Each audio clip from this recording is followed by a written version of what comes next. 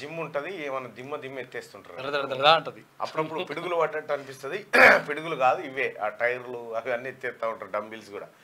సరే, అందరికీ శుభోదయం మరొకసారి.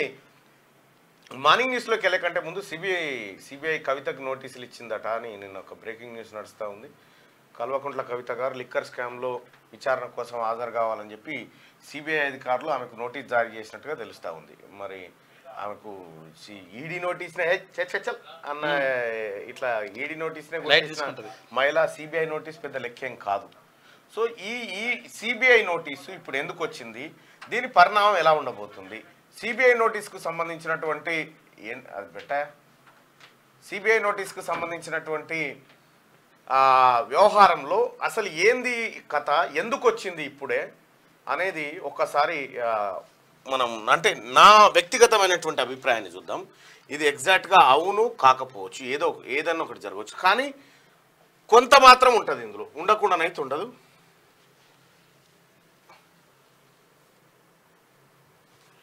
ఏది నోట్ ఓకే రైట్. ఇక్కడ సిబిఐ అదే బెస్ట్ ఏమో, అదే వెనకాలనే బెస్ట్. కల్వకుంట్ల కవితకు సిబిఐ నోటీసు. అప్పుడు ఆమె మహిళల కోసం ప్రత్యేక బిల్ అన్న టైంలో ఈడీ, ఇప్పుడు జ్యోతిబా పూలే బీసీల టైంలో సిబిఐ నోటీసు. విషయం ఎందుకంటే తొందరపడి ఒక కోయిల ముందే కూసిందనే టైప్లో ఉంటుంది అన్నట్టు. ఈ నోటీస్ వస్తుందని ముందే తెలిసి ఉంటుంది ఆమెకు. తటక్కున నేను బీసీల గురించి మాట్లాడితే నోటీస్ వచ్చింది, నేను మహిళల గురించి మాట్లాడితే నోటీస్ వచ్చిందనే యాంగిల్లో ఆ కథ గమ్ముకొస్తారు. అది అట్లా పెడితే ఇప్పుడు కరెక్ట్గా అసెంబ్లీ ఎన్నికలకు ముందు అక్కడ ఈడీ నోటీస్ వచ్చింది ఆమెకు. ఈడీ నోటీస్ వస్తే 3-4 సార్లు హాజరైపోయి వచ్చే పాయపాయిగా పట్టుకపోతారా, అయిపోయింది ఇక, కథమే అయిపోయిందిగా. కల్వకుంట్ల కవిత లోపలికే ఇక బయటికి రాదనేటువంటి వార్తల నుంచి దిగ్విజయంగా ఈడీ ఆఫీస్ నుంచి ఎడవకాలు బయటపెట్టి బయటికి వెళ్ళింది. కథం బయటికి వెళ్ళిన తర్వాత ఏదో నోటీసులు ఇస్తే నీ నోటీసులు 4 చెప్తూ చట్ అని అక్కడ బారేసి సుప్రీంకోర్టులో వేసింది. ఓ మహిళను ఇంటికాడ విచారించాల్సింది పోయి ఆడికి రమ్మంటారా నన్ను, నేను ఎంత పెద్ద మహిళను, కేసీఆర్ గౌరాల బిడ్డను తీసుకుపోయి ఆడ దుమ్ము ధూళిన్న ఆఫీసులో విచారిస్తారా నన్ను అనేటువంటి వాతావరణంలో ఆమె బాగా ఇబ్బంది పడ్డది. సుప్రీంకోర్టు కూడా ఆ అంశం పైన విచారణ చేపట్టింది. సరే, కోర్టు అంశం అన్నట్టు పెడితే ఇక్కడ ఎన్ఫోర్స్మెంట్ డైరెక్టరేట్ తర్వాత సిబిఐ కూడా నిన్న నోటీసులు ఇచ్చింది. సిబిఐ కరెక్ట్గా ఎలక్షన్ల ముంగట్నే వీళ్ళ ఇంటిలోకి నోటీసులు వస్తూ ఉంటాయి. ఎందుకు అనంటే ఇక్కడ యుద్ధం జరుగుతున్నట్టు, యుద్ధం బీజేపీ వర్సెస్ బీఆర్ఎస్. వాళ్ళిద్దరి మధ్య సోపతుంటే నోటీసులు ఎందుకు వస్తుండే ఆమెకు? ఎంత కష్టపెడుతుర్రు అసలు వీళ్ళకి ఏ సంబంధం లేదు సో అని చెప్పి తనకు పనికి వస్తాయి ఈ నోటీసులు తప్ప. ఆమెను తీసుకుపోయి అరెస్ట్ చేసి లోపడేసి విచారణ చేసేంత సీను సితారా అటు కేంద్ర ప్రభుత్వంలో ఉన్నటువంటి నరేంద్ర మోడీ ప్రభుత్వానికి లేదు, ఇటు పోయేందుకు ఈమె కూడా సిద్ధంగా లేదు. ఒకవేళ కల్వకుంట్ల కవిత గారే నేను నిజంగా తప్పు చేసినుంటే ఒక్కసారి ఎంక్వైరీకి ఆదేశించుకోరాదమ్మా, నీ మీద అడిగిన ముత్యమలే బయటికి రారాదు, తప్పేముంది. కానీ ఆ పని చేయలే, సుప్రీంకోర్టు కొరికింది. సరే, కల్వకుంట్ల కవిత గారి పనితనంలో ఎంత నిజాయితుంది ఏం కథ పక్కకు పెడితే ఈ సిబిఐ నోటీసుల ద్వారా ఇప్పుడే కరెక్ట్గా పార్లమెంట్ ఎన్నికల ముంగట మాకు బీజేపీకి సంబంధం లేదు అని చెప్పుకోవడానికి ఒకటి పనికి వస్తుంది. రెండోది, పార్లమెంటు సీట్లు 17 ఇట్లల్లా కేసీఆర్ ఓడిపోవడానికి, అంటే తనంతల తాను ఓడిపోయి భారతీయ జనతా పార్టీని ఇంకో పార్టీలో గెలిపించడానికి ఇది అస్త్రంగా కేంద్ర ప్రభుత్వం వాడొచ్చు. మీరు గతంలో చూస్తే 2-3 అంశాలను మీరు పసిగడితే మీకు ఒక అంశం బహిర్గతం అవుతుంది. దుబ్బాక బై ఎలక్షన్, దుబ్బాకలో ఉప ఎన్నికలు వచ్చినాయి. దుబ్బాక ఉప ఎన్నికలు వస్తే భారతీయ జనతా పార్టీ అభ్యర్థిగా రఘునందన్ రావు గారు,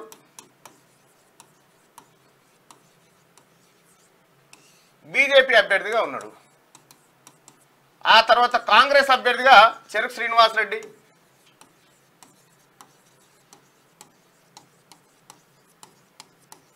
ఆ తర్వాత బీఆర్ఎస్ అభ్యర్థిగా అప్పటికి బీఆర్ఎస్ రాలే టీఆర్ఎస్ అప్పుడు టీఆర్ఎస్ అభ్యర్థిగా సోలిపేట రామలింగారెడ్డి గారి సతీమణి ఆయన చనిపోవడంతో బై ఎలక్షన్ వచ్చింది. ఇక్కడ భారతీయ జనతా పార్టీ దుబ్బాకలో విజయం సాధించింది. ఎట్లా సాధించింది అనే విషయాన్ని మనం ఒక్కసారి కనుక ఇండెప్త్కి పోతే, రఘునందన్ రావు అనేటువంటి వ్యక్తి నువ్వు ఎంత అనుకున్నా మాటకారి, ఆర్థికంగా బలవంతుడు, నలుగురిని మెప్పించే వ్యాఖ్యలు చెప్పగలిగినటువంటి వాడు, వకీలు, ఉన్నత విద్యావంతుడు, అన్ని రకాలుగా ఫిట్గా ఉన్నటువంటి రఘునందన్ రావు పైన అసలు 1, 2, 3 రానటువంటి ఒక సాధారణ మహిళను తీసుకొచ్చి పెట్టిన తర్వాత వాస్తవానికి అక్కడ బీజేపీ అంత బలంగా లేకుండే కాంగ్రెస్ టీఆర్ఎస్ మధ్యనే పోటీ ఉండే. జరిగింది ఏంది, వీళ్ళు టీఆర్ఎస్ వాళ్ళు కాంగ్రెస్ వదిలిపెట్టి బీజేపీ పైన యుద్ధానికి దిగిరు. రఘునందన్ రావు డబ్బులు పట్టుకొని రఘునందన్ రావు మామ ఇంటి మీద దాడి, చిన్న పొలగాలను చూసుకోకుండా పోలీసు వాళ్ళు హడావిడి, బండి సంజయ్ గారు వస్తే ఆయనని పోలీస్ కమిషనర్ అడ్డుకొని డోర్లేసి గుద్ది ఆగమాగనేసి మొత్తం సమాజం అంతా అయ్యో బీజేపీ వాళ్ళని ఎంత పనిచేశారా కేసీఆర్, దీన్ని ఎట్లనో అంటే బీజేపీకి లేని ఒక హైపుని కేసీఆర్ వాంటెడ్గా క్రియేట్ చేసిండు. అది తద్వారా దుబ్బాకలు అది గెలిచే. ఈటల రాజేందర్ అన్న మీద పెట్టినటువంటి అభ్యర్థి గెల్లు శ్రీనివాస్ యాదవ్ ఈటల రాజేందర్ అన్నకు సరిపోయే మనిషేనా ఆయన హాపీలగాని పెట్టే. సో ఈ రకంగా అటు కరీంనగర్ కాడికి పోయి ఇందుగాలు బంధుగాలని ఆనందించే, ఇంకో కాడికి పోయి నన్ను మించిన ఎవడున్నారు రా అని చెప్పానని. అంటే ఎక్కడెక్కడ ఎవరు గెలవాలనో కేసీఆర్ తన మాటలను బట్టి తన చేతల్ని బట్టి డిసైడ్ చేస్తుంటాడు అన్నట్టు. జరిగింది గా కార్యక్రమం. రేపు జరగబోయే పార్లమెంట్ ఎన్నికల్లో కూడా కేసీఆర్ లేకపోతే బీఆర్ఎస్ పార్టీ నాయకులు అందరికీ కింది స్థాయి కార్యకర్తలు ఏది బీఆర్ఎస్ కార్యకర్తలకు ఇంత ఇండెప్త్ గోరు వాళ్ళు మా కేసీఆర్ చెప్పింది కాబట్టి కరెక్టే అనుకుంటాడు.